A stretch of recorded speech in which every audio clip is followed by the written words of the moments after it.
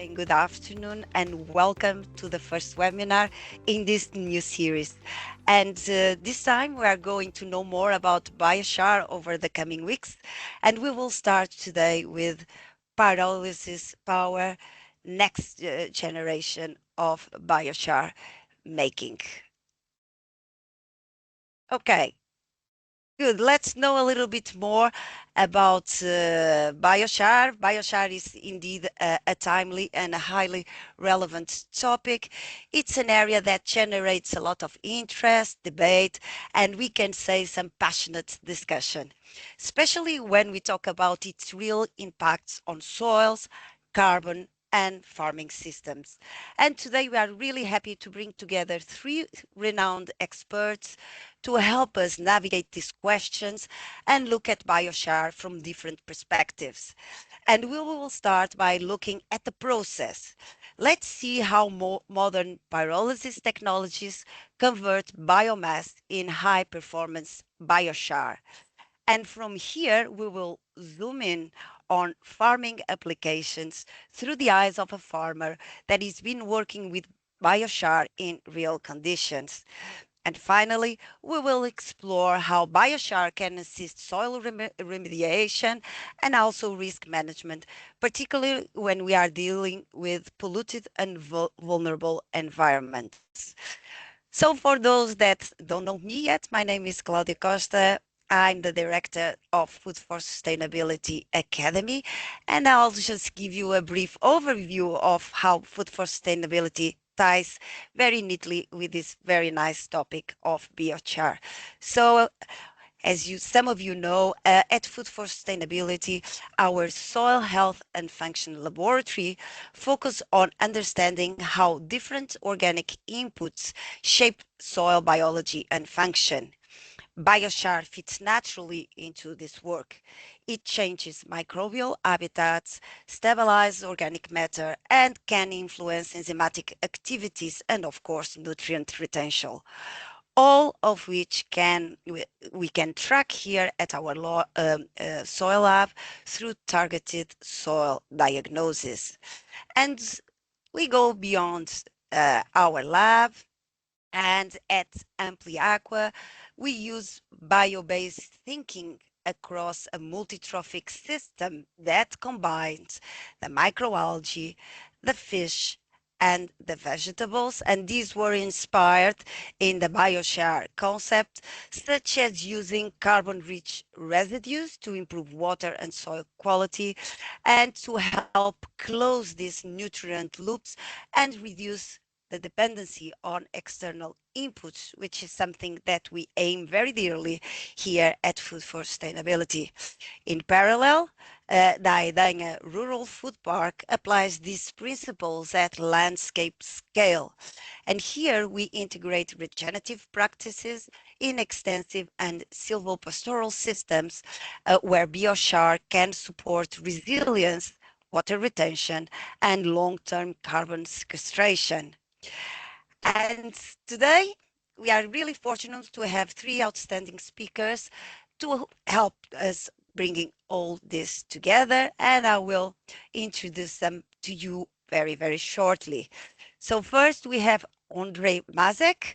He's a professor of net zero emissions technologies at the University of Edinburgh, and he's also the director of the UK Biochar Research Center, and Ondřej will introduce the science and engineering behind next generation pyrolysis and also biochar production. Then we have the pleasure to be joined by Alex Brodie. Alex is a UK-based regenerative agriculture pioneer and is also a biochar entrepreneur. And Alex will share practical experience of using biochar on farms and in soil improvement solutions. And finally, but surely not least, we have Jörg Rinklebe. He's a professor of soil and groundwater management at the University of Wuppertal, and is also internationally recognized soil expert in soil, sediment, and water pollution.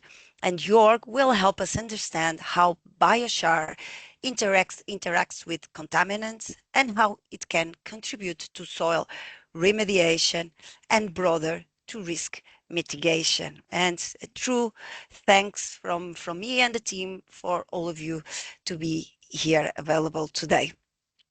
And just before we start, let's define some house rules. So we want to keep this session as interactive as we can. Remember that you have the chat for your questions. And today we're going to open the Slido chat for your questions. The Slido chats allow you to have your questions anonymously. Maybe you feel more comfortable with it. And I will gather your questions at the end of each presentation. Also, for those that want to have a certificate, don't forget that at the end, we will run past a short quiz for those that want a certificate. Those that don't want a certificate, you can also fill in this short quiz just for fun and just to test your knowledge about this webinar. So don't be shy, wait until the end of this webinar and we have prepared some questions for you. So if you want to know more about our work around soil health, bio-based systems and regenerative landscapes, you can always visit Food for Sustainability website, where you can explore our laboratory, the Ampli Aqua, and of course the activities that are happening at the Idanha Rural Food Park. Okay, so just be curious about the work that we are doing. And also, before we start, as if we were going to do some sports, let's do a warm-up to make sure that no one gets injury as we run through our session today. Okay, so let's jump into Slido. Let's get some questions about the topic today, which I can see raises a lot of interest. And also, as you jump on Slido and we prepare the questions for you, let me just remind you, and a big thank you to all the team behind these webinars, to Ana Sofia, to Dimitra, to Saraya, to Sylvia. They are the masters and the brains that make these webinars running smoothly, and they work very hard on these questions and to make you a pleasant experience. So thank you, girls. Let's jump on Slido. You can use the QR code or you can use your browser. You know how to do it. Just type www.slido.com. In the hashtag box, you can just enter the code F4S Academy. Let's see what the team has prepared. Let's go. First question. Pyrolysis derived biochar can help keep carbon out of the atmosphere for a very long time. Roughly, how long can biochar carbon remain stable in the soil? So, carbon biochar, for how long can it be retained in a stable form in soil? So, few months, up to 1 to 2 decades, centuries, even millenniums, or is it as long as the plants that produce it are alive? Give you a few minutes to think.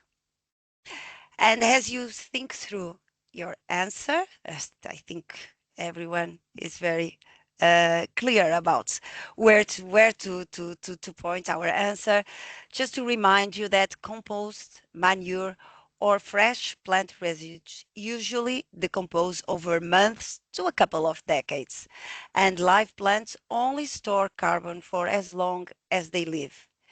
In contrast, high temperature pyrolysis converts biomass into slow decomposition forms of carbon, making biochar a powerful tool for long-term carbon sequestration in soils. Thus, biochar-derived carbon can remain stable for hundreds to thousands of years. And this is one of the big arguments for us to use biochar. Well done, everyone. Thank you for taking part. Great. Second question. Biochar is made by heating biomass in low oxygen conditions. What is this process called? Fermentation, composting, pyrolysis, photosynthesis. So, what is the process of heating biomass in low oxygen conditions that produces biochar? This is a process. Okay, so voting. I like to see you active voting. We should have prizes here for the fastest ones. So when plants grow, photosynthesis uses sunlight to turn carbon dioxide from the air and water from the soil into plant biomass. And this way, they effectively store carbon in leaves, stems, and roots. Over time, this biomass can follow different paths.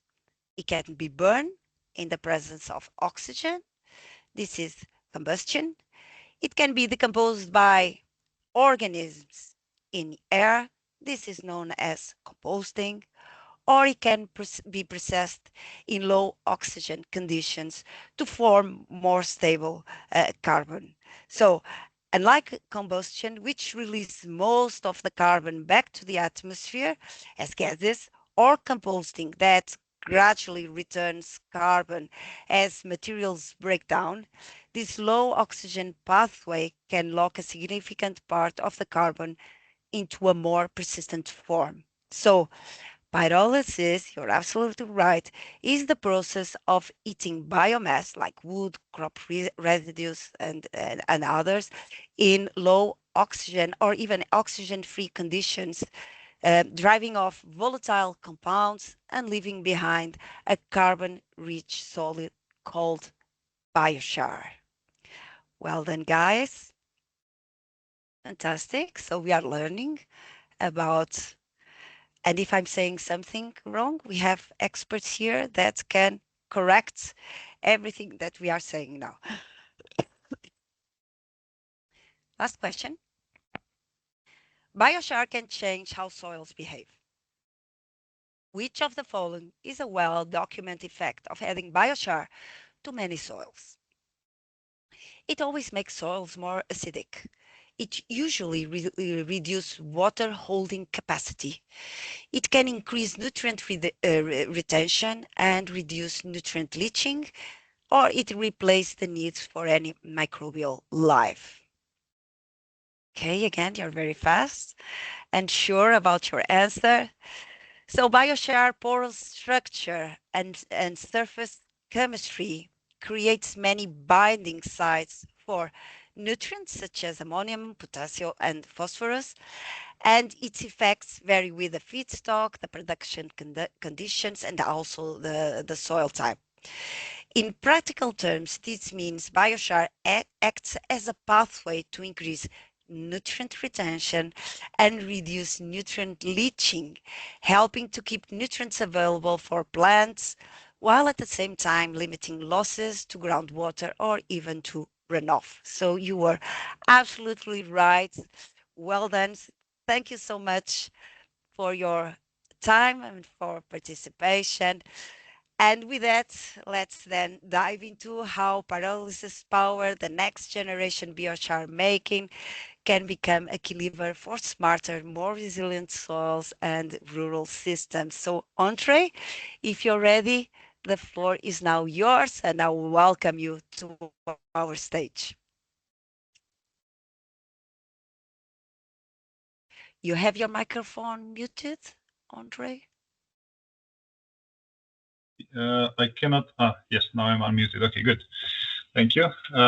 Excellent. Well, thank you very much, Claudia, for first the invitation and the opportunity to come and talk to you here, and for the very interesting poll that you just ran here. It was good to see how people answer, and hopefully the presentations we will have today in the afternoon will clarify some of the things where there may have been confusion. So with my presentation, I hope you can see it on the screen. I will first very quickly introduce who I am, where I'm coming from, and then we'll dive into biochar production. Now, because of the time limit, we will by no means explore all the areas related to biochar production and all the nuances of it, but hopefully we'll give those who are less familiar with the concept at least some grounding in that.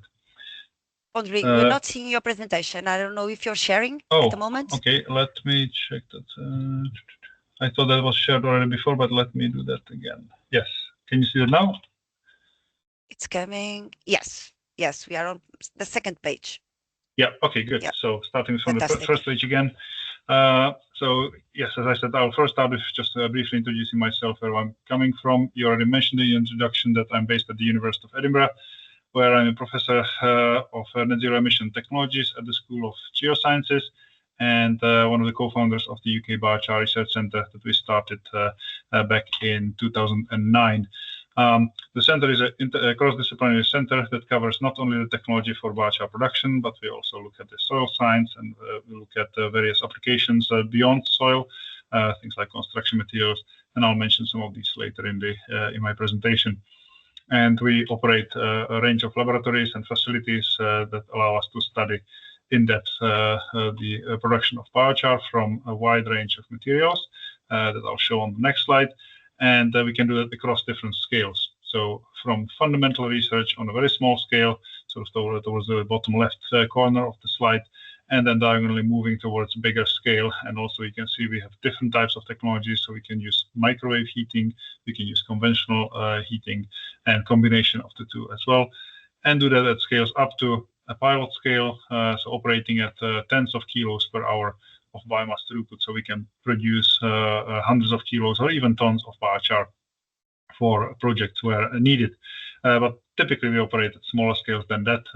This is sort of the last step in the development of biochar. It's when we want to demonstrate something in the field, or we work with industry that want to test certain types of biochar at a scale that's not commercial, but sort of not too far of it, to give them confidence that it is possible. Then we can use our pilot scale facility for that. Now, all these biochar production facilities are accompanied by a whole suite of analytical and various testing equipment that allow us to better understand the properties, first of all, of the biomass we are starting from, but also the biochar that we've produced. And that then allows us to prescribe, if you wish, or come up with a recipe how to achieve a certain type of biochar from a given feedstock, and how that kind of biochar would perform in a given application. And again, we'll look at some of the applications in the next few slides. So this is very critical, and that's why sort of the title of my presentation is Engineering of Biochar. So it's not just producing biochar. That's very, very simple. Anyone can do that.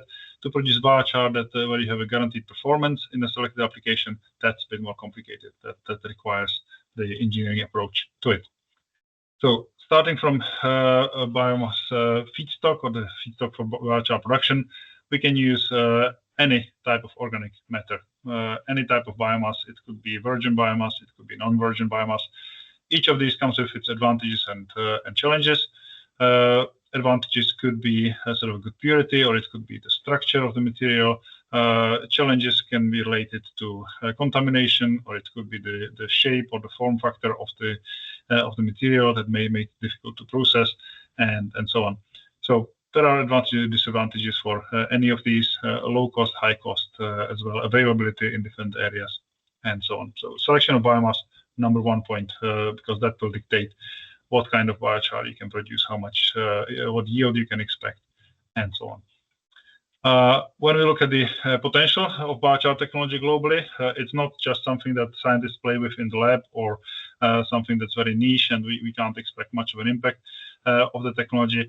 This is a study from about 2 years ago or so that looked at the potential for biochar production based on the available biomass globally, and you can see here the color coding on the map shows which countries have the largest absolute potential. Now, if you look at the paper, I put the link here in the bottom. It also has other maps in it that give you the relative potential. So, for example, what percentage of the country's emission you could offset or you could replace by using biochar, and there the results are somewhat different. On this map, of course, countries that have the most biomass will obviously have the highest potential. So unsurprisingly, we have the United States here, China, and Brazil, because all of these have very large agricultural sectors with a lot of production of biomass residues. Now, moving on to how we produce biochar. As I said, in principle, the process is very simple. You heat the biomass or organic material to relatively high temperature, above 350, 400 degrees centigrade, in the absence of oxygen, and that's an important aspect here. If you have oxygen present, we burn the stuff, it converts into gas, mainly CO2, and we have only solid ash left behind, not solid carbon. The easiest example to think of is if you put a toast in a toaster and you set it to too high setting, you get burnt black toast, and that's the start of biochar production. Now, that's probably not very good for much, but it's an example of how you can produce biochar very simply.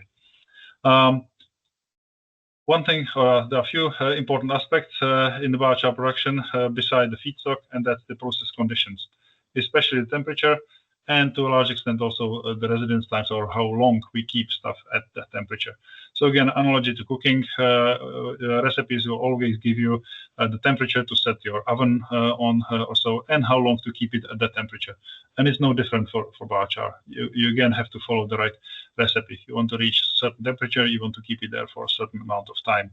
So it's as simple as that. Typically, the higher the temperature you produce the biochar at, the less biochar you get, so the yield is lower. But because the biochar is produced at more severe conditions, that biochar has a higher stability. So earlier in the poll, there was a question about how long biochar can stay in the soils, and it's typically hundreds of years to thousands of years for a well-carbonized biochar. So on this picture here on the right side, you have a thoroughly carbonized biochar, and that would be the type that stays there for hundreds of years to thousands of years. The material before that, the dark brown material, is only partially carbonized, and that will not have that high stability. There are a lot of different ways to produce biochar. These are some of the key technologies. The most commonly used one is pyrolysis, especially slow pyrolysis. The slow and the fast refers to how fast we heat the material. In the slow pyrolysis, that typically takes a few minutes or tens of minutes. In the fast pyrolysis, we are talking about seconds or maybe tens of seconds, so much faster process. And you can see on this graph here that we get about 30% of what goes in will come out as biochar, 30% as gas, and 30% as liquid. So one thing that's important to remember is that we don't only produce biochar, we also produce the co-products, the liquid and gaseous co-products. These can be used as a fuel directly in the process to heat the process, or they could be used for external applications. There are various ways to upgrade the liquids, for example, into chemicals and so on. And then there are a lot of other technologies that also yield biochar as a co-product. In terms of scales, this can be done across any scale, from very, very small. You can see on the bottom left example, that's just a cook stove, very small thing you can use when camping to boil a pot of water for tea or soup. And this can produce 100 gram of biochar or so. This is a specific design that does not burn the biomass to ashes. It leaves the biochar behind. In the middle, we have sort of a medium-scale industrial units of different level of complexity and sophistication. From traditional production, that's the middle picture. These are examples of kilns operated in Brazil. At the bottom, that's a picture from China, a batch process, and the top one is a picture of a German product or a unit for biochar production. On the right side, these are large-scale industrial facilities. The top picture is a photo from Japan, from Tokyo. It's a large pyrolysis process for sewage sludge conversion. So you can see the level of complexity and the scale can vary. And that makes biochar quite unique because you can deploy it using existing technology very quickly, and you can do that at different scales depending on the availability of feedstock and so on. If you look at the where biochar production is at the moment, this is the statistics from last year, looking at the total production of biochar in Europe, and we can see we are over 100,000 tons. So not a small thing, as I said, not just something that researchers play with in the laboratory. And if you look at the type of units that are used for it, we can see that there is mostly large and very large units used. If you go to this report, again, there is a link provided there. You can see how this has changed over years. And there is a shift towards bigger and bigger units as the industry gets more and more established and more confident. Few examples of the technologies that are out there, and you can go and buy sort of off the shelf. This is by no means exhaustive list of companies, but just a few examples, again, to show that this is not something that one or two companies do. There are several tens of companies in Europe alone. Here is a slide that shows a map of global distribution of biochar production facilities. This is now about a year or so old. It's from a paper that hopefully will be coming out soon. It's taken a long time in review or so, but hopefully will be out soon. And we mapped here the known facilities. Now, this, of course, is by now out of date. There are new facilities popping up all the time, but it shows an interesting trend. We can see that there is a lot happening in Europe. There is a lot happening in North America and a lot happening in Asia. What it seems from here is that not much has been happening in South America and Africa or Australia, but that has been changing quite dramatically and quickly, especially in the past 2 years or so. Some of the biggest producers of biochar are now actually located in these locations, so in South America especially, and that's because of the biochar biomass availability. Now, moving on to applications, and again, the engineering of biochar that I mentioned earlier.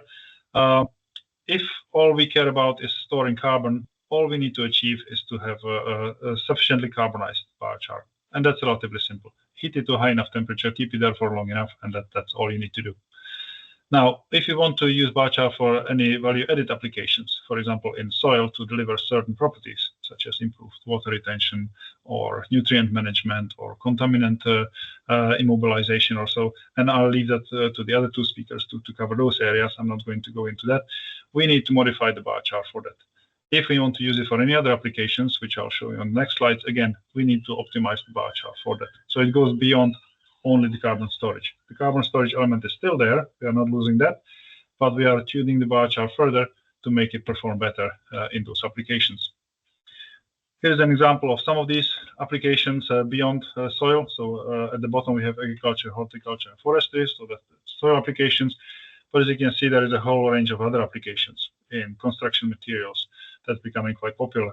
As a filler in polymers, replacing fossil-derived carbon black, or in catalysis, in anaerobic digestion, in energy storage, and so on. Now, for each of these, we need specific properties. There is no one biochar that works the best for all of these. We always need a specific product for a specific application, and that's really where the engineering of the biochar comes in. So I'll give you a few examples of these applications, and these are all related to projects we have done or we are working on at the moment. Many of these will have links to publications that we've published on that. So the first example is use of biochar to support microbes that can then help decontaminate water. We could, of course, use the biochar itself as a porous material to remove contaminants from water. But in this particular project that was focused on Sri Lanka and the removal of cyanobacteria or cyanotoxins produced by cyanobacteria in drinking water, we concluded that actually much better solution was to use microbes as the active agent of decomposition and the biochar as a support for the microbial community, because that way we don't have to regenerate the filter every time it gets saturated, because it does not get saturated. The microbes keep working while they are thriving on the surface of the biochar. Another example, again, gaining a lot of popularity, is the use of biochar in anaerobic digestion. The biochar that's added to AD process can increase the yield of methane quite considerably. This is a research we have been doing for quite a few years, and it has been very successful. There is a startup company called Carbogenics now that's commercializing this, and they have been doing very well in this field. So if anyone is interested, please do get in touch. There are also other benefits of doing this related to nutrient management and emissions from the digestate when it's applied to soil. Another example is the use of biochar as a filler in composite materials or in polymers. Here is an example of results we have from a project. It was a European project In this particular example, we worked with an Italian company that produces mulching films for agriculture, and typically they would use carbon black to make the plastic black and not transparent. And we tested our biochar produced here in Edinburgh as a replacement for it, and you can see there's a nice homogeneous film produced as a result of that. So a very good potential substitute. There are a lot of interesting applications in electrochemical applications. That could be energy storage in batteries or supercapacitors. It could be fuel cells, could be the gas detection, and so on. So these are all very specialized, high-value applications. So not necessarily very large volumes, not compared to agriculture, but in terms of the value per kilogram of biochar, these are much higher.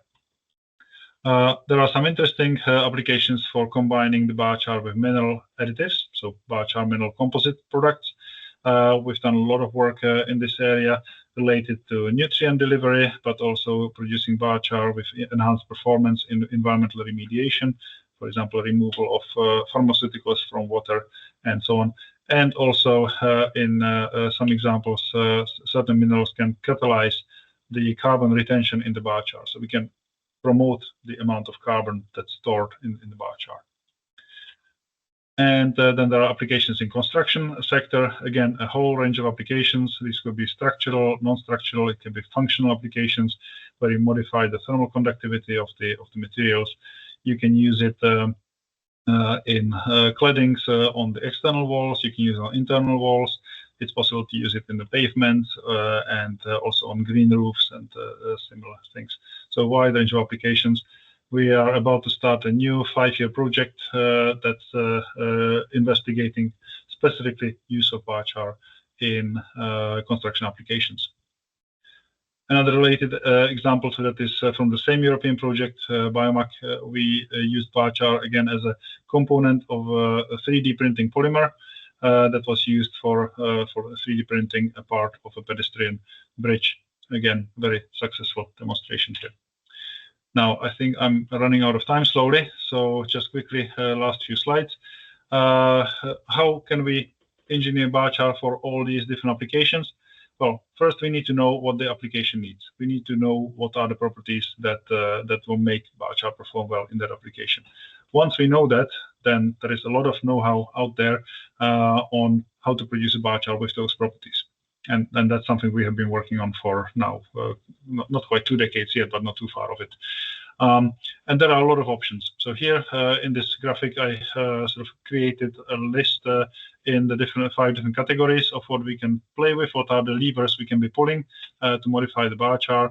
So starting with the biomass selection, depending on what you choose on the composition of the biomass, you will be constrained to certain range of properties of biochar that you can achieve. Then there is a pre-treatment. So if you are not happy with the biomass you have, you want to modify something. There are a lot of options. It can be related to size reduction or modification. It could be removal of something. So for example, leaching of heavy metals or so, or you could be doping it with things and so on. Then there is the pyrolysis process itself. So I mentioned already temperature and the residence time, 2 very important parameters, but there are many more things in the pyrolysis process that affect the resulting product, such as the interaction with the vapors that are generated in the pyrolysis, the way you cool the material, the way you heat it, how long or how fast you heat it, and so on. So again, a lot of options there. Now, you'll be, of course, restrained by what the process you have allows, so you can't do everything. But if you are starting from scratch, you may choose a particular technology that will operate within a certain window that will then give you those possibilities. Then there is a post-treatment. So once the biochar is produced, that's not it. That we don't have to just say, okay, that's it. We can't do anything more with that. There are a lot of things you can do with the biochar as well before the final application. Things like activation, functionalization, again, changing the physical form of it. It could be pelleted, it could be granulated. You can wash things out of it.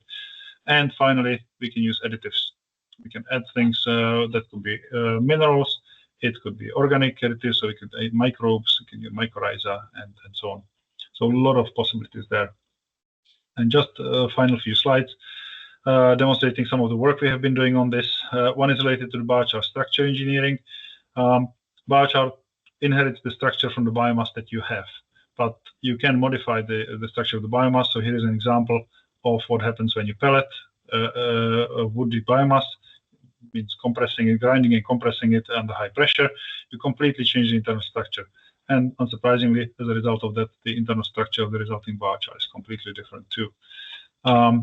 We can use molecular modeling, where we are the first to have developed molecular models of biochar, and you can then use this for computational experimentation. So you don't have to run hundreds of experiments in the laboratory. You can run this on a computer, where you can study the interaction of the biochar with its environment. In this particular case, we studied the use of biochar for removal of manganese, but we just published a paper. It was accepted on Monday this week on use of biochar for removal of pharmaceuticals. And again, using molecular models, we can help to design the biochar so that experimental we can then confirm the results of the models. And finally, we can modify the biochar, as I mentioned, physically into pellets, granules, and so on, and we can co-pellet it or co-granulate it with other additives. So on the right side, there's an example here where you can add an NPK fertilizer with biochar and form these nice granules that then act as a slow release or controlled release fertilizer. Or the middle example is biochar enriched in iron that has a superior performance in pharmaceuticals removal from water, and so on. And with that, the only last thing I have here is an example of a concept we've been developing over the past few years, and that's sequential biochar systems, where we don't look only at one single application of biochar, but we look at how we could link different applications together to achieve better performance, better environmental performance, and also better economic performance, because each of these applications has its value, and that makes the overall economics of the process better.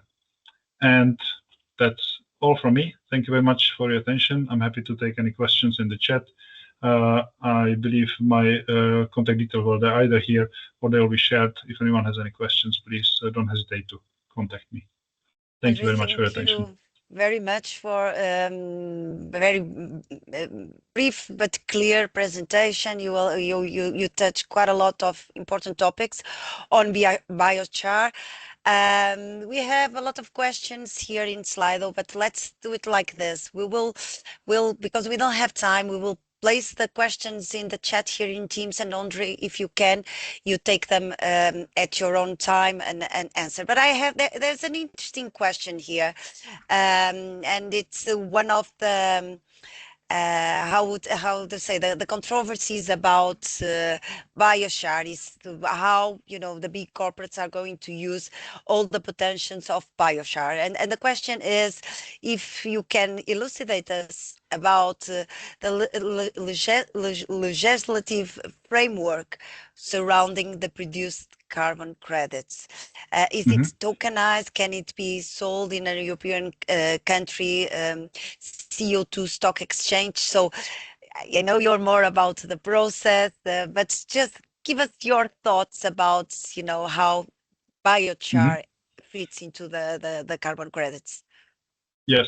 So on carbon credits, biochar is already, biochar-based credits are already sold on voluntary markets around the world. So that has been already the case for some time. It's not yet possible to do that in compliance markets. So it's not on the European ETS or any other ETS systems. There is a discussion around that, but when and how this will be coming, nobody knows at the moment.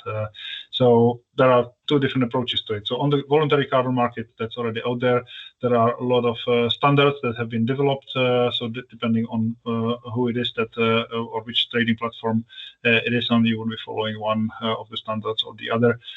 They have been changing over time. So as the science is developing, these standards have tried to keep up with the science.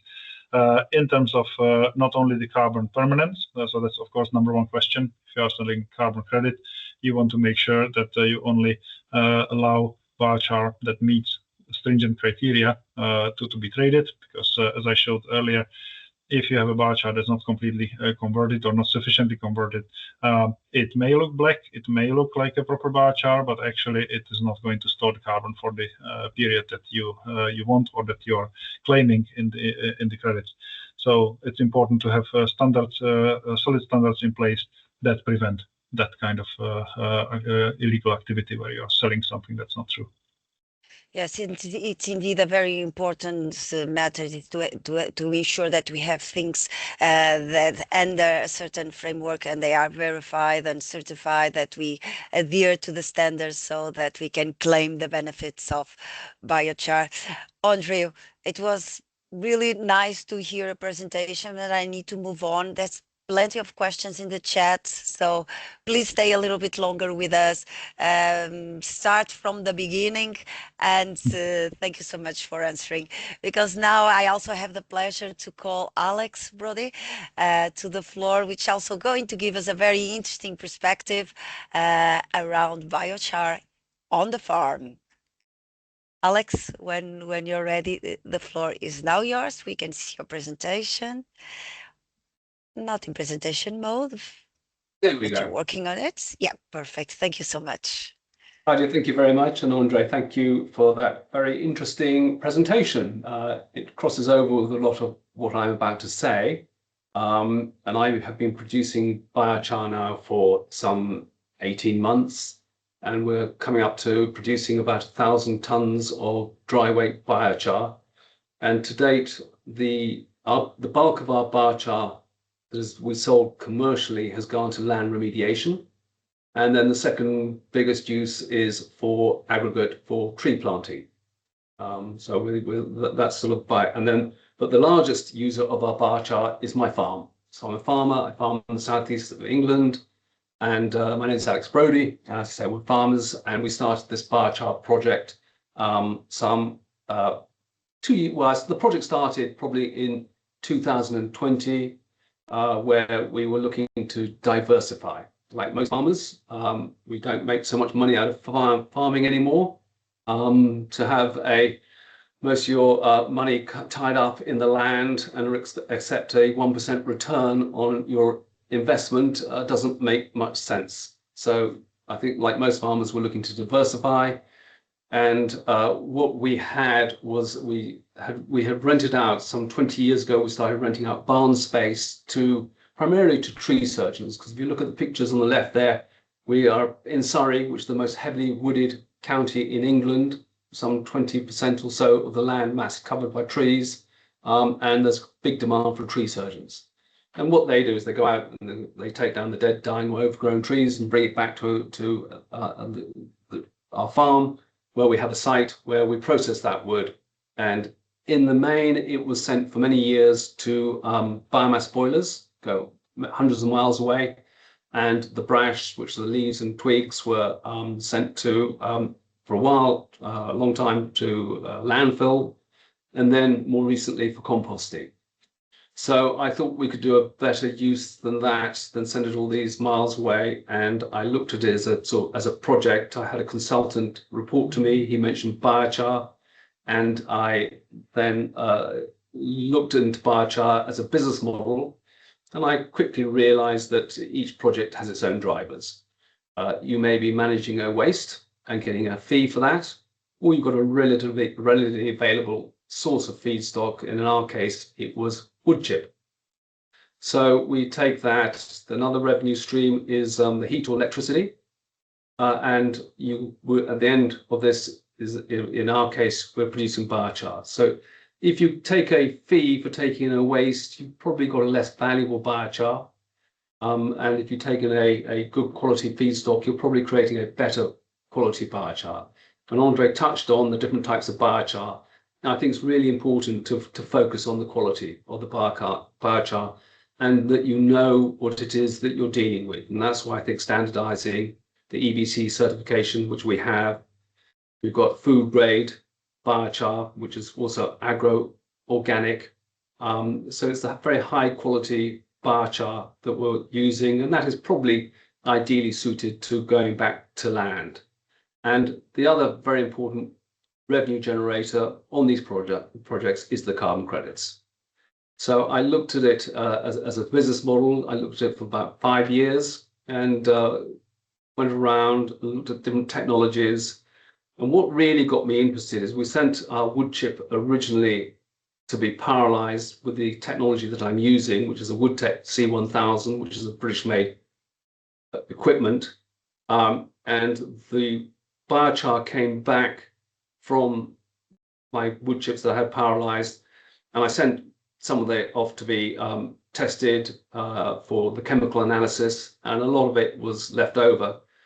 So I did a sort of a blind trial, put the biochar in with a compost on the left-hand side and just the ordinary compost on the right-hand side. It's the same compost, but just one had biochar added, and you can probably guess which one had the biochar added.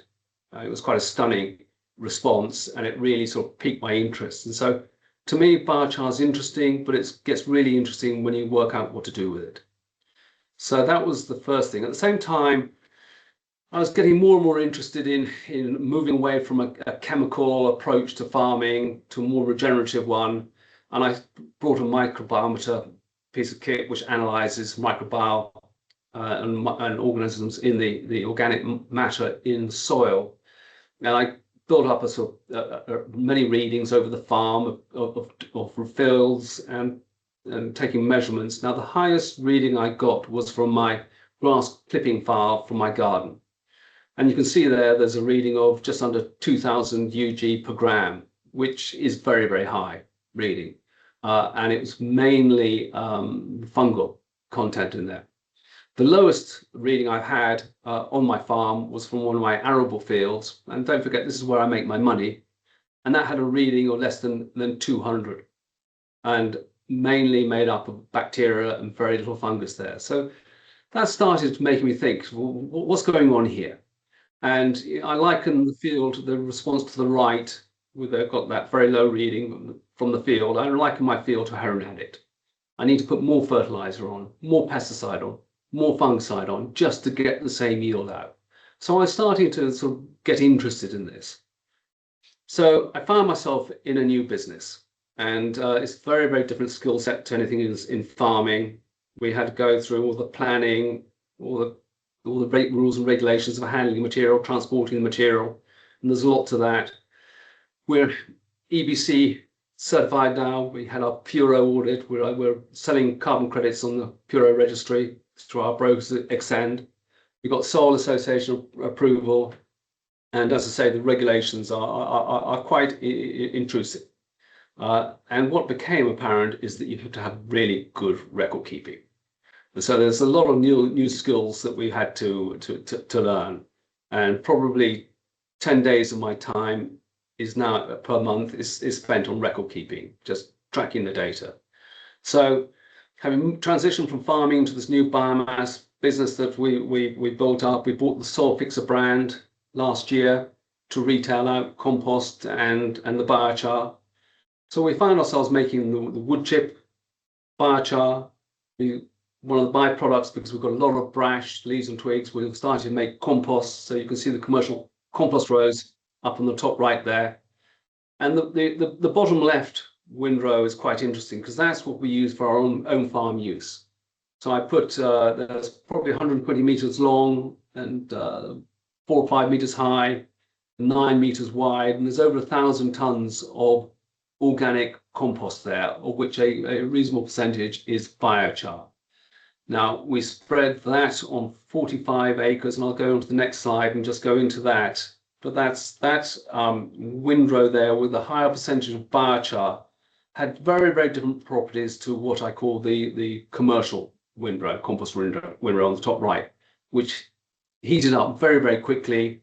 The microbes in there sucked up the oxygen really quickly, and we've got very high CO2 readings, and they have to be turned very, very quickly. The way that the windrow on the left, the farm one, it hardly ever consumed all the oxygen. And there was very little activity, microbial activity there for 3 or 4 months. And then suddenly after 4 or 5 months to month 8, which is when we spread it last August, suddenly the microbes just exploded in there. But it never overheated. And I think that's because it had a higher percentage of biochar. Anyway, that is the windrow that I have spread on my land. So the other 2 pictures of us we're selling the wholesale through Brodie Biomass and retail out through Soil Fixer. So last August, having made that windrow from December through to July, we started spreading July, August, and we spread 45 tons of organic compost on-farm made material on our fields, on 24 hectares, which is down to barley. So that's over 3 fields, and on one field, as our sort of control field area, we only applied to half of that field. So I've done it in a very agricultural way with very little scientific rigor there. And all we will be doing is monitoring to see what the effect on yield is. And then we're going to put on less applications of fertilizer, 20% reduction in fertilizer. So the first application will have 250 kilos, second one, 440 kilos of nitrogen fertilizer. Because I'd love to do absolutely no fertilizer there, but I'm not going to commit commercial suicide. So we want to see how this is going to react, and if there's any companies out there who want to get involved in research, we're available. There's so much more we could do to monitor the effects and control and do controlled investigations. The finance aspect is that windrow that you saw for on-farm use had about £100,000 worth of biochar there, if you value that commercially. So I put that on 24 hectares of land, and the farm ordinarily we spend about sort of 50,000 or so per annum on fertilizer for 200 hectares. So that's a tried and tested method of farming. I know what the yield is I'm going to get, and I'm not taking any risk.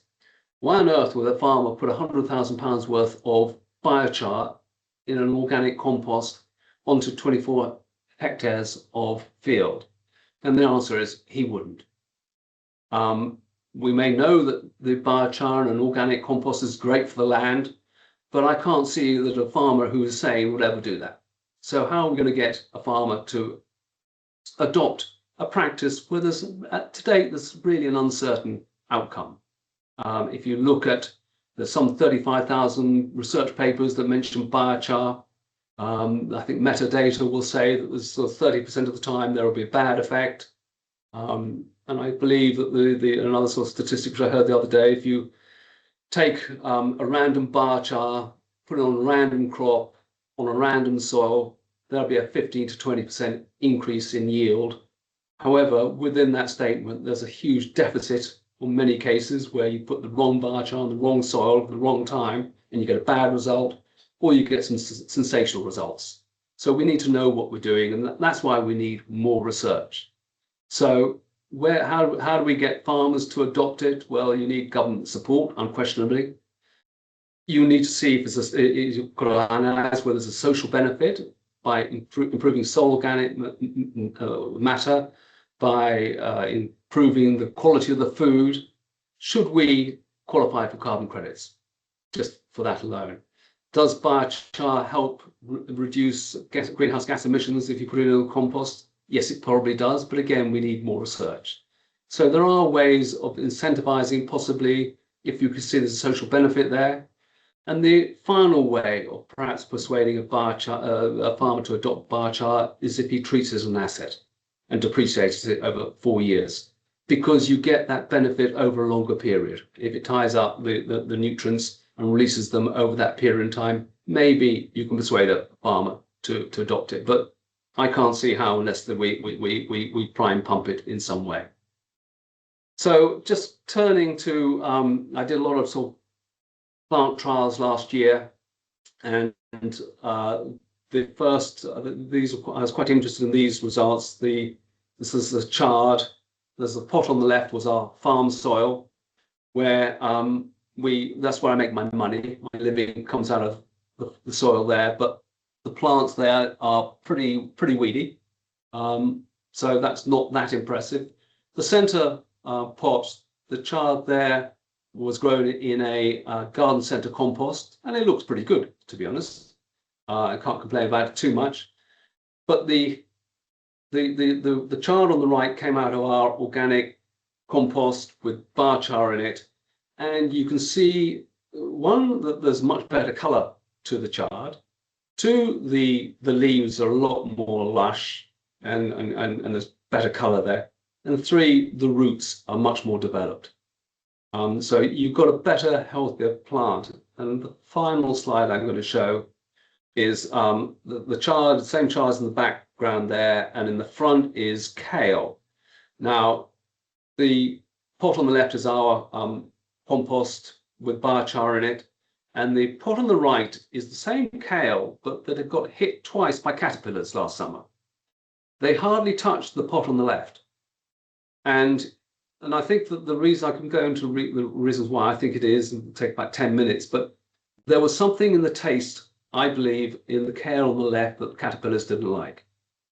And the one on the right, it was probably an insipid, very bland kale, and the garden centre compost. And I don't think the garden centre compost gave that kale the energy it needed to put into the flavours to put off the caterpillars. So that's my home theory, like to see what the scientists would say, but the evidence is there. And so there's plenty of evidence, anecdotal evidence, but we just need more research. On that note, Claudia, that's the end. Okay, Alex, that was a brilliant journey into your world. Very, very interesting.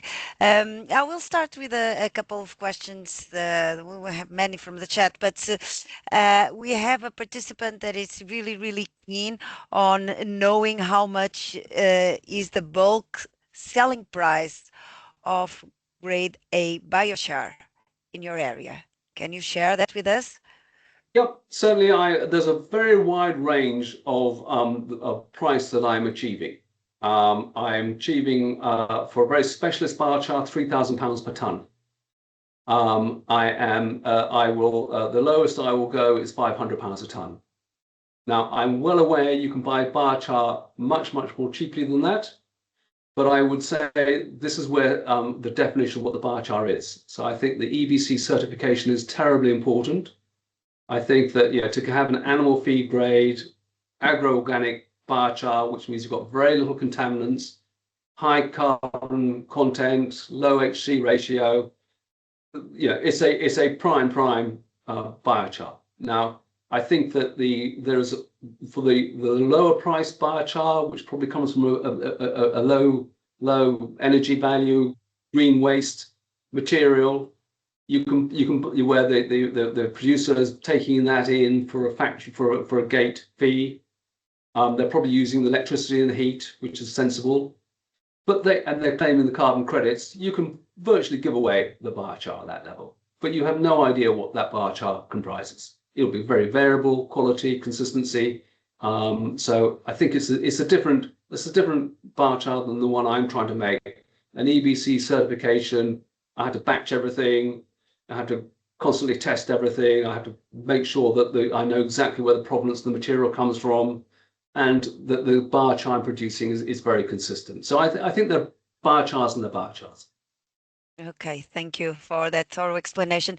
Alex, you mentioned also that one needs to be careful about what goes into the biochar, also where you are applying this biochar, so in terms of soil type, so in terms of the crops. What you reported here is a good experience. Can you give us, what are these connections? So what goes in the biochar, what type of soils and what type of crops do you work with? Yeah, I think that the unique point of our feedstock, we know our tree surgeons. We know where it comes from within 25 miles. We make sure they don't have any rubbish in there. We work with these guys for many years. So we're starting from a very good place. You've got to process the biochar, the feedstock. You've got to make sure that the moisture content is low. We've got very bad readings when we had too high moisture content in the early days. And then you've got to, we do mix, again, we've got a poorer biochar initially when we had too much dust in the material. The pyrolysis conditions probably weren't that great. The quality of the wood probably wasn't that great because we had to screen out more twigs. So you want to make sure you've got a better carbon content. So we put in a high degree GS30, which is a good quality chip, which we mix in with whole tree herb, and that seems to come out with a consistent biochar at the end. So we've got all the chemical analysis on our biochar. So that's important. It's batch coded. So again, it gives you an idea that there's some consistency. But if you put an alkaline biochar on an alkaline soil, you're probably, without any nutrients added to it, you're probably going to get a poor result.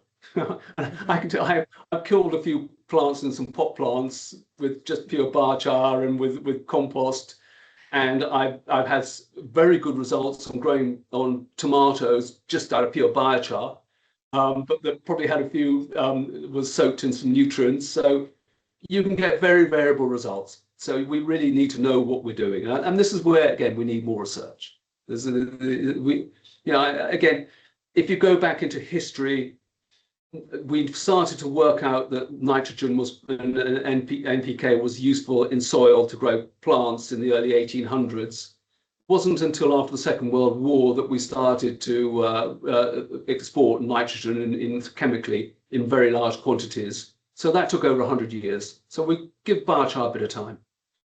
Okay, that's a fair point. But normally we don't have that much time, and we are always very anxious for results. Thank you, Alex. One final question, and then I will kindly point you to the chat. There's an interesting question here also about nutritional content. Are you aware of any nutrition analysis or even studies that relate nutritional properties of the food that is produced with biochar? So is the food produced by... I think it's what you put the biochar with, but biochar is not a silver bullet. It's part of the answer. Well, many people wish it to be a silver bullet, but it's good that we demystify these concepts. But are you aware of any studies? No, not really. Well, am I aware of any studies? There are masses and masses of studies. I mean, it's stunning how many studies there are, and there are.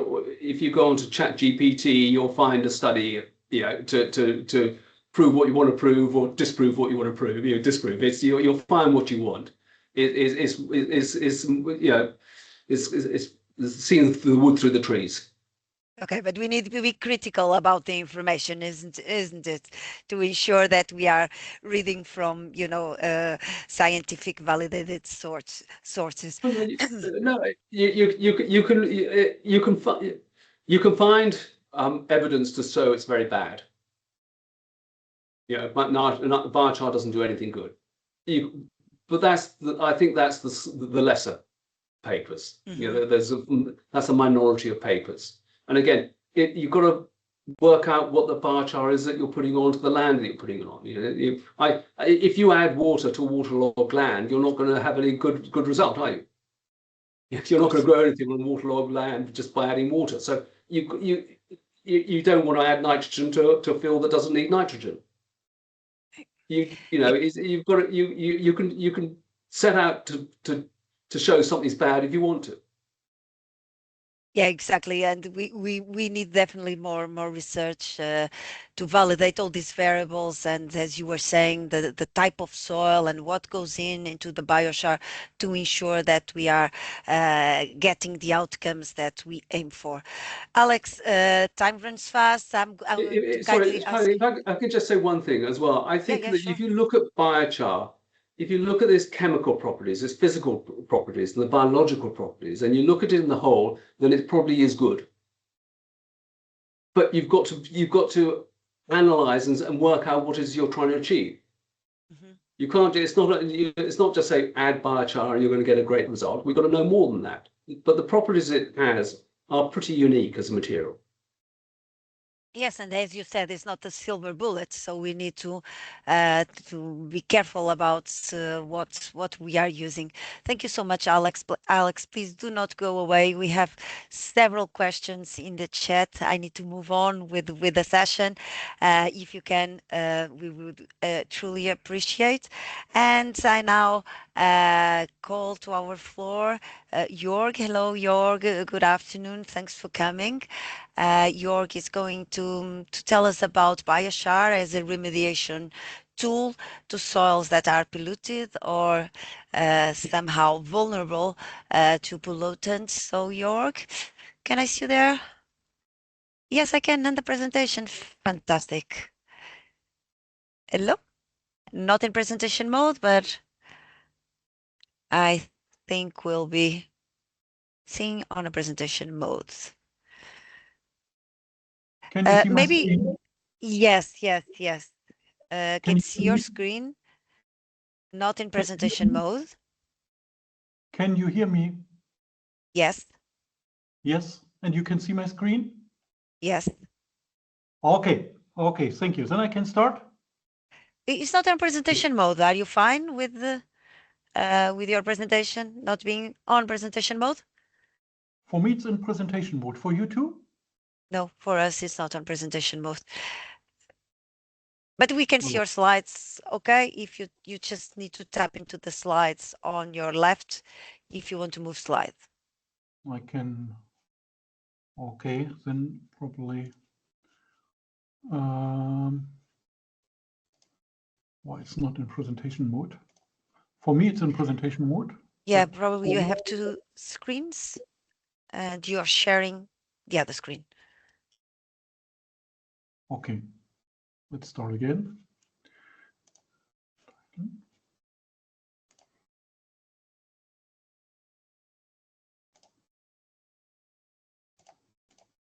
Let's try again.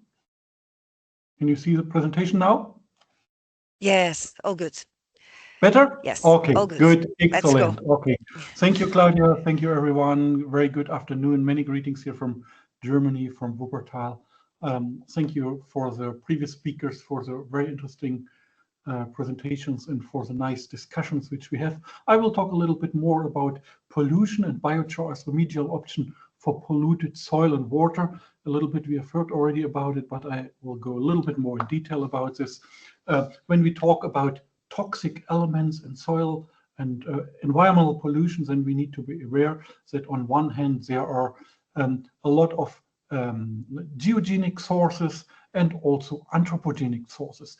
Geogenic sources include volcano activities, forest fires, and anthropogenic sources, coal burning, traffic, industrial effluents, agriculture, animal manure, mining, tannery and timber treatments. And if the toxic elements reach the soil, finally it can also reach the groundwater, and this is what we don't want.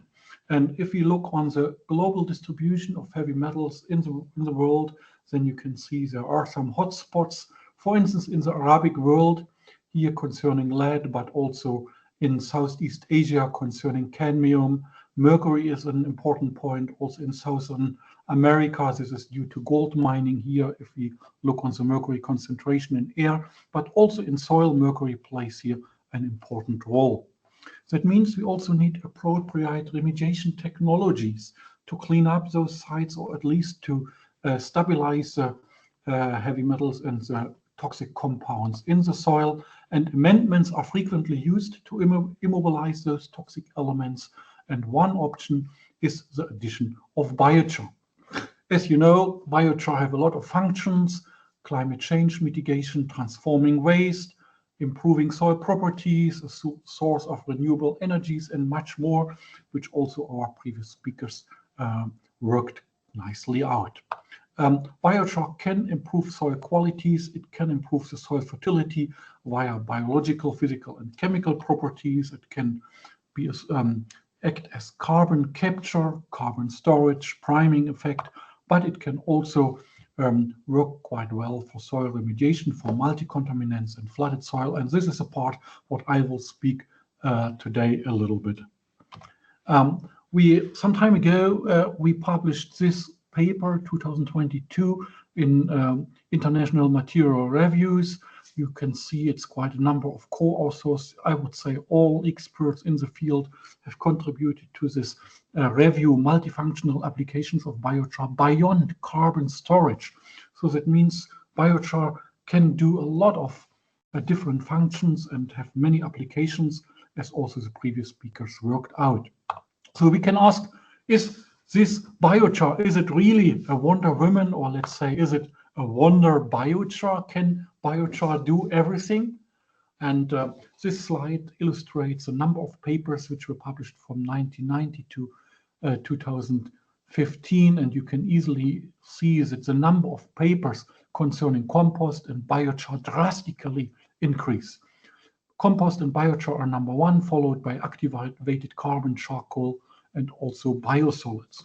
And if you look on the inorganic amendments, then lime and fly ash are number one, followed by red mud. But in any case, there is an increase of papers which are published, so that means it received a certain scientific interest. When we look on the effects of soil amendments to immobilize toxic elements, in comparison, biochar here in black, in comparison with animal waste in brown, compost in green, clay minerals in orange, liming materials in gray, and metal oxides in yellow, and phosphates, the last column, then we can clearly observe that biochar perform very well for copper and also for lead, which are known to have a high affinity to organic matter. And this means also biochar works very well. This is a meta study where we collected data from all over the world. What are the basic mechanisms for the immobilization of toxic elements by biochar? Ionic exchange, surface precipitation, microprecipitation, co-precipitation, but also outer sphere complexation, inner sphere complexation, cationic metal attraction, anionic metal attraction. As you can see, there are quite a number of different mechanisms which are responsible to immobilize toxic elements onto biochar. We did here also a meta study published in Biochar concerning the removal of toxic elements from aqueous environments using nano and zero-valent iron and iron oxide modified biochar. And the results, or the core results, are plotted here. The pristine biochar plotted in the red, in red here, for arsenic, cadmium, chromium, lead, uranium, and vanadium. And as you can easily observe, that the sorbed amount for the different elements is always higher for arsenic, for cadmium, for chromium, for lead, and for vanadium. When we load the biochar with irons, it means if we use designed or engineered biochar only for uranium, there's no significant difference. And we did the same for manganese oxide modified biochar, engineered biochar, which we published 2022 in Bioresource Tech. And here you can observe a similar pattern. That means if we optimize the sorption behavior of manganese oxide onto biochar, then we can increase the sorption capacity of arsenic, cadmium, copper, and lead. And these are data from all over the world. It's also a meta-analysis. And this works also quite well for PFAS contaminated soil, which is also a hot topic these days. We're working quite a lot on PFAS these days. I also have a big project funded by the European Community dealing with PFAS contaminated soil. But we also would like to look a little bit on biochar and the impact on trace element uptake, toxicity, and detoxification in plant when it comes to application and for agricultural use and the associated health risk. Then here you can see in the unamended soil, we have, when the soil is contaminated, we have an elevated risk, we have a stunt grow, we have nutrient deficiency, impaired soil properties, we have some free trace element ions and a higher uptake of trace elements which can cause oxidative stress. And if we now add the biochar to the soil, then we can see a lot of improvement, less trace element uptake, less nutrients release, retention of pesticides residues, and it also affects positively soil pathogens, improves soil properties, and it also immobilizes trace elements. And at the end, we have improved physiological properties, improved plant growth, and we can mitigate oxidative stress. And finally, we have a reduced human health risk. And there are a lot of properties and a lot of different processes involved when it comes to the soil-plant interface. We have assisted phytoextraction, we have primary root effects. You can see auxins play an important role.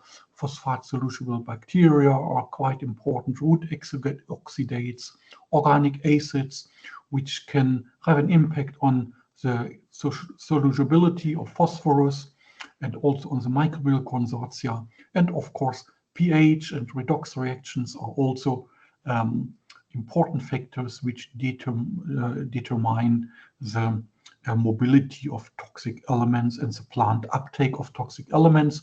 And gelatinization, precipitation, also quite important factors. And biochar has a big impact on those different processes, especially when it comes to natural dynamic redox conditions, as we have in wetland soils. Those occur worldwide on coastal areas, but also rice paddy soils, floodplain soils, marshes, bogs, fens, and even soils which are under agricultural use with elevated groundwater level. All those have dynamic redox conditions, and then the processes become more complex. And especially those rice paddy fields, it's worth to look on the number of different rice growing seasons which we have in the world. Green is 1, 2 has 2 rice growing seasons, and 3 have 3 rice growing seasons here in red color. And this is valued for Southeast Asia. And this was, if you remember, the one region, one hotspot for soil contamination for cadmium, mercury, arsenic, antimony. So this is that means rice growing seasons and contaminated soil together, which underpins the need for remediation technologies, especially for those wetland soils. That means wetland soils are often highly polluted with toxic elements. There is a mobilization and transfer into the groundwater plant, in the fat chain, and without any ducts, there is a potential risk. We are active in many parts of the world, in Europe, but in Germany, but also in other countries of Germany, but also in Egypt, in Nile River Delta, in many parts of Asia, China, Korea, Taiwan, Indonesia, in the United States, California, Texas, Arkansas, Delaware, Louisiana, Bolivia, in gold mining area. I have a project, and last year I was in Brazil, where I also have a big project dealing with rare earth elements, and I have a postdoc and PhD student working in Ghana on rare earth elements, and where we try to remediate those contaminated e-waste sites. That means we have a challenge that environmental conditions are changing continuously, and traditional methods usually do not reflect this, these dynamic conditions. Usually they dealing only with static conditions. But we are able to make a forecast of the mobilization of toxic compounds into the environment, and we are able to mimic changing environmental conditions in the laboratory. For this, I have an automatic biogeochemical microcosms available, which enable us to control the redox potential or the pH systematically over a wide range of redox windows, and we can preset those windows. And this is how it works. Here we have a vessel. Here we can put the soil, and we can create a soil slurry. We can continuously stir the soil slurry. And then we have different sensors here, temperature, pH, and EH, where we are able to monitor the environmental conditions in a very high temporal resolution. That means every 5 minutes we record those values. All this is connected with a data logger. And then we are also able to add oxygen to increase the redox conditions, or to add nitrogen to decrease the redox conditions.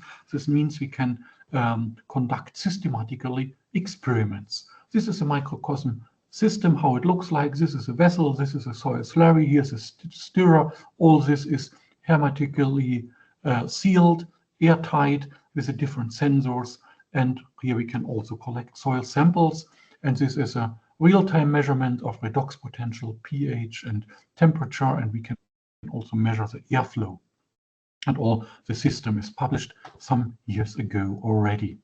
This is how the system looks like in my lab. I have 16 independent units available in my lab, and this is worldwide unique, and that's also the reason why many people around the world join my lab for a while to conduct very specific experiments. This system allows us to mechanistically study pollution control processes in soil and water, and it further allows us to study the kinetics and dynamics of toxic elements and other harmful substances. And now I have a few examples in the last minutes to demonstrate for you the performance of various biochars under dynamic environmental conditions. So that means, how can biochar now help us to mitigate stress by toxic elements, or let's say how biochar can stabilize toxic elements in the soil and in the water. Soil itself is already quite complex. We have dissolved organic carbon, and the next example is on mercury. That's why we have here the mercury mobilization, methylation. We have soil organic matter, iron redox chemistry, redox fluctuations, and now we have the flooding and the biochar input. And here's one example for you. As you can see here, here you can see the redox potential. Here's the time, and here's the pH. pH is plotted in blue, and here we control the redox potential. We flooded the system, brought the redox potential down, and then we increase the redox potential in steps of 100 millivolt systematically. And we did this for the control soil and for the biochar treated soil, and in parallel we monitored the pH, and those lines contain about 44,000 data points, so the data are very, very valued. And as you can see, we have different redox potentials. And then we took samples and we analyzed the mobilization of toxic elements, in this case mercury. And of course, our aim was, when we added the biochar, how the mobilization of mercury behave. And here you can see, in this case, we used a rice hull biochar produced at 550 degrees. And here in the top line, you can see the methyl mercury, which is far more toxic than total mercury alone. And as you can easily observe, if you can compare the biochar treated soil with the control soil, it doesn't work that well. So that means the selection of biochar should be made very carefully. And here we also look on the controlling factors: iron, manganese, dissolved organic carbon, sulfate, and SUVA, which is a measure for aliphatic and aromatic organic compounds, which help us to explain why the mobilization of mercury and methyl mercury is like it is. But this is just one example where the addition of biochar do not work that well. But I also have another example for you in the paddy rice field. Here we worked with an iron impregnated biochar to mitigate the arsenic stress which we have in some rice paddy fields, also quite complex reactions. I don't want to go too much in detail, but I would like to give you the main results. Again, here we have a control soil, raw biochar, and iron impregnated biochar. We brought the EH down in another experiment, increased the redox potential stepwise, monitored the pH for the control soil, raw biochar, and iron treated biochar. And here is the arsenic in the solution, and in the control soil, the arsenic in solution is very high. And as you can see here, the raw biochar worked already pretty well. We brought the mobilization of arsenic down, and for iron impregnated biochar, it was even better. That means this is a very good example where biochar works very well. And here we use as feedstock Plantanus orientalis, and the pyrolysis temperature was 650 degrees. This was linked with iron and dissolved organic carbon and sulfur, which explain why arsenic behave like this, just to give you a few examples. Conclusions: the selection of biochar as soil amendment shall be made very carefully, as also the previous speaker worked out. Designed biochars can improve the performance. And the last point, which I didn't work out, biochar can contain PAHs. We shall not ignore this. but we also should always have a look on the pHs, because during pyrolysis, biochar can be produced. More long-term field studies are urgently needed. During the last years, I'm happy to observe that many field studies are already established. We were one of the first some years ago where we established some field studies and published it already. Here are some important reviews to those which are interested in PFAS toxic elements, PAHs, microplastic, nanoplastics, biochar on trace element, plant uptake. Here are some biochar reviews to those of you who want to read a little bit more. And here my books, Trace Elements in Waterlogged Soils and Sediments, which I published together with Anna Knox and Michael Parler from the United States. Nickel in Soils and Plants, which I published together with Christos Sadilas from Greece and Magdi Selim from the United States. Soil and Groundwater Remediation Technologies, a team, international team from Yongsi Ok from Korea, myself, Di Hu from Beijing, Daniel Sang from Hong Kong, Philip Tapp from Belgium. Vanadium in Soils and Plants, a very interesting element, which I published 2 years ago. Methyl mercury, specifically dedicated to mercury in rice. Rice as staple food for billions of people around the world, with my former scholar, Professor Wang. He's now professor in Chinese Academy of Science in Xinping Feng, and just released the book Green Technologies for Pollution Remediation and Recovery from Water and Soil with colleagues from Poland. And that's it. I'm ready to take your questions. If you have any, I'm ready to work with you and interact with you. Thanks so much. Thank you, Jürgen. It was also a very interesting presentation. I think we had here a great webinar.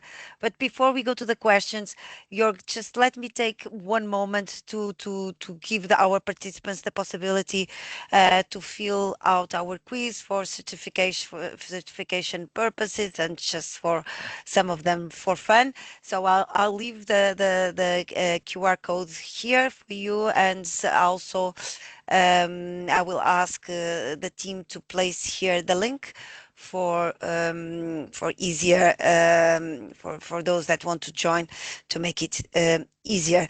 So now a couple of questions, 2 questions for you, Jörg, and then I'll open the floor to all the speakers. One of the questions is, can municipal food waste be transformed into viable biochar? What about sewage sludge? Is it possible to use food waste? Yes, of course. We can also sewage sludge. Of course, then we have to look at first on the properties of the sewage sludge. If the sewage sludge contain already toxic substances or heavy metals, if it contain already toxic substances, then of course we should not use it. So that means the answer is, please test the properties before the use. Okay, so much in line with what Alex was advising us to do beforehand. Thank you so much. There was another question, Jörg. If acid treatment makes biochar good at grabbing pollutants, why does it still absorb positively charged dyes once it's washed, and no longer clearly acidic? So I'm personally, when it comes to remediation, I'm personally not a big friend of makes the biochar more acidified, because several contaminants are available as cationic ion in soils when it comes to lead, cadmium, and some others. This always depends on the question. This is actually the key message. This is basically the thing, what solution do you want to have, and what is the problem with which, if you want to tackle the problem of contamination, at first you need to know with which pollutions are you dealing with, how are the soil properties, and then you can develop an optimal solution for biochar application. That means, as also Ondřej pointed out, there is no biochar solution for any case. So any site need a specific solution, needs to test the soil properties, need to test the degree of contamination, need to test which pollutions we are talking about, and then you can specifically design the biochar which you need to tackle the problem. So there is no general solution. Okay. Thank you. That's that's all we wish. It's just one simple solution to sort it all, but we know It's not that that easy. It's not that easy. it's not that easy. In agriculture, things can never, they never work like that. Everything is very contextual, dependent. Thank you so much, Jörg, for your questions. No, I know you had your hands raised, but we don't take questions. Verbal, you need to write your question in the chat so we can pass on your question. So since we have all our speakers here, just to open the discussion, I would like to ask each of you to respond from your own perspective. So in your view, what are the key conditions that you think that need to be in place for biochar systems to be both technically robust and truly useful in practice? For example, from how we design modern pyrolysis. Also, what does it need so that biochar actually convinces farmers to adopt biochar in their lands?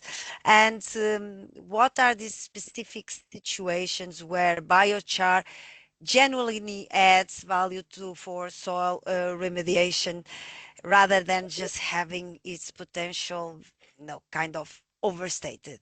So from your perspective, what do you think we could address these topics? I don't know if one of you would like to start with your views.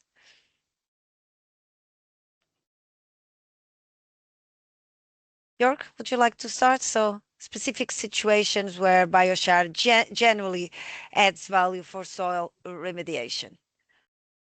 Okay, I thought it was for the audience. Okay, and I was waiting for the feedback from the audience.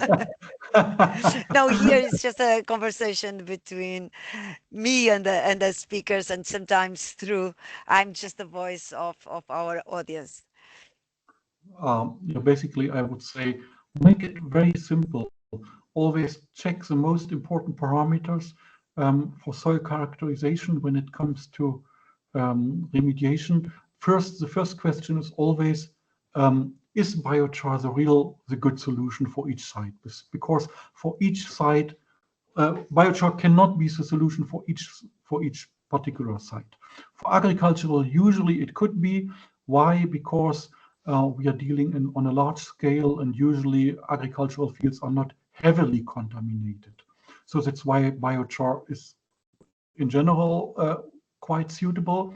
And what we have to do is, of course, at first to check the site conditions, to check the soil properties, the soil texture, soil organic carbon, pH, iron content, and so on. And then, let's say, develop a theoretical idea which properties should the biochar have to tackle the problem. For instance, if you have lead contaminated soil, it should be different than arsenic.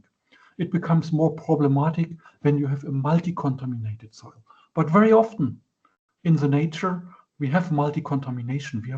The soil is contaminated like a cocktail. Yeah? And then it becomes more complex because the demands to remediate, for instance, arsenic and lead is totally different. It's quite contrasting. And then it becomes more complex to design the best biochar.